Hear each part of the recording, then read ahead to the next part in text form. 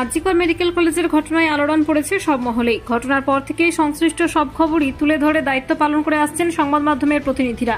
রাজ্যের পশ্চিম প্রান্তের জেলা পুরুলিয়া ব্যতিক্রম নয়। অন্যায়ের বিরুদ্ধে সংবাদ মাধ্যম এবং প্রতিনিধিরা একই সঙ্গে দোষীদের চরম শাস্তির পক্ষেই তারা। শনিবার পুরুলিয়া শহরে সম্মিলিতভাবে প্রতিবাদ স্বরূপ মিছিল করলেন জেলায় কর্মরত সংবাদ মাধ্যমের প্রতিনিধিরা।